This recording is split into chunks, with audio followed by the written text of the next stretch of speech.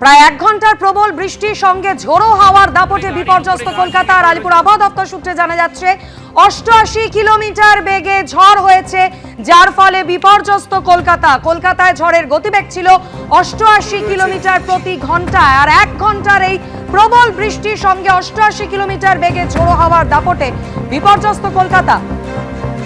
দুপুরেই নামলো আঁধার। কলকাতা সহ দক্ষিণবঙ্গ জুড়ে প্রবল বৃষ্টি। কলকাতার বিভিন্ন জায়গায় গাছ পড়ে ব্যাহত যান চলাচল। কলকাতা পুরসভা সূত্রে খবর, মোট 25টি জায়গায় গাছ পড়ে যাওয়ার ঘটনা ঘটেছে।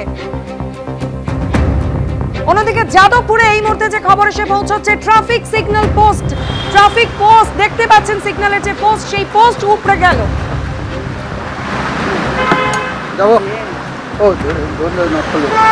দেখো, এই মুহূর্তে আমরা দাঁড়িয়ে রয়েছি প্রিন্স আনোয়ার শাহ রোডের যে কানেক্টর, যাদবপুর থানা Prince Anwar Shah road connector, সেই কানেক্টরের ওপরে সেখানে তুমি দেখতে পাবে যে বিদ্যুতের খুঁটি তার উপরে পড়েছে। একটা বিশাল গাছ তা একেবারে বিদ্যুতের খুঁটিকে নিয়ে রাস্তার উপরে পড়েছে।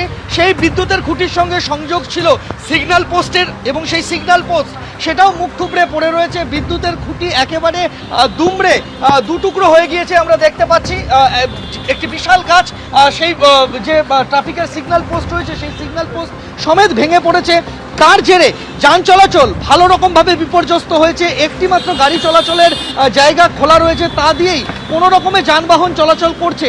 একদিকে যেরকম গাছ পড়ে এবং সিগন্যাল পোস্ট ভেঙে পড়ে রয়েছে, তার পাশাপাশি গোটা রাস্তা জলমগ্ন। গোটা রাস্তার ছবিটা আমি দেখাতে বলবো, আমার সাথে রয়েছেন কৌশিক, আমার ক্যামেরা প্রতিনিধি।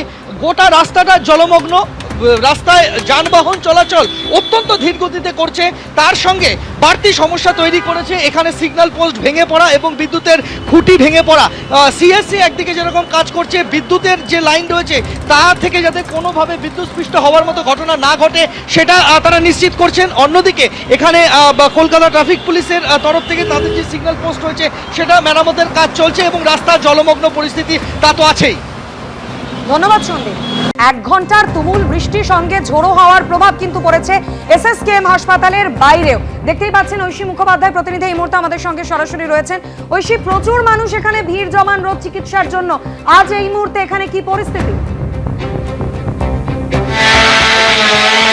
একেবারে দেখো, এসএসকেএম হাসপাতালের এমার্জেন্সির রাস্তা ঠিক যে রাস্তা দিয়ে, সেই রাস্তার বাইরেই কিন্তু দেখা যাচ্ছে একটি গাছ ভেঙে পড়েছে এবং দ্রুততার সঙ্গে সেই গাছ কেটে সরানোর ব্যবস্থা করছে। এই মুহূর্তে দেখতে পাচ্ছ ডিজাস্টার ম্যানেজমেন্ট গ্রুপ, তারা কিন্তু এসেছে এবং এই গাছ কেটে সেই গাছ কিন্তু সরানোর ব্যবস্থা চলছে। এই ফুটপাথ দিয়ে কিন্তু যারা পেশেন্টের বাড়ির লোকজন তারা যাতায়াত করেন, এবং অত্যন্ত গুরুত্বপূর্ণ কানেক্টর এটা একটি। এজেসি বোস রোড থেকে শুরু করে যে রাস্তা এসএসকেএম হাসপাতালের দিকে যায়, অর্থাৎ এমার্জেন্সি যে সমস্ত অ্যাম্বুলেন্স থেকে শুরু করে প্রত্যেকটা গাড়ি কিন্তু এই রাস্তা দিয়ে প্রবেশ করে।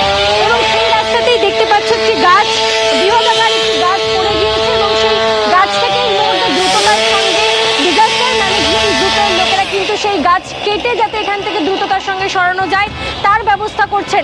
এবিপি আনন্দ, এগিয়ে থাকে, এগিয়ে রাখে।